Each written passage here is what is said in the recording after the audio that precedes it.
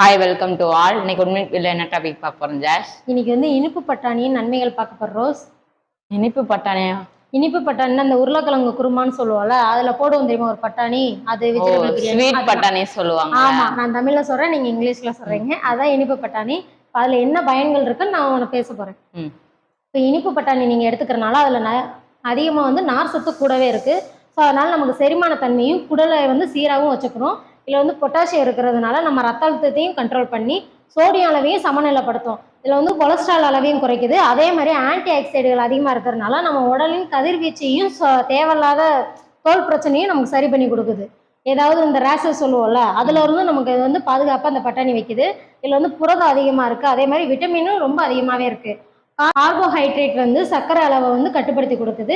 இனிப்பு பட்டாணியில் பார்த்தீங்கன்னா நம்ம அதிகமாக யூஸ் பண்ணுறதுனால நம்ம கண் பார்வையை தெளிவுபடுத்தும். அதே சமயம் வந்து புற்றுநோய் வராமலும் பாதுகாப்போம். ஸோ இனிப்பு பட்டாணின்னு சொல்லி அதை அவாய்ட் பண்ண வேணாம். அதில் வந்து நிறைய பெனிஃபிட்ஸ் இருக்குது. எல்லாருமே எடுத்துக்கோங்க. எங்கள் 1 மினிட் வீடியோக்கு நீங்கள் சப்ஸ்கிரைப் பண்ணிவிட்டு லைக் பண்ணுங்கள், ஷேர் பண்ணுங்கள், கமெண்ட் பண்ணுங்கள். தேங்க்யூ.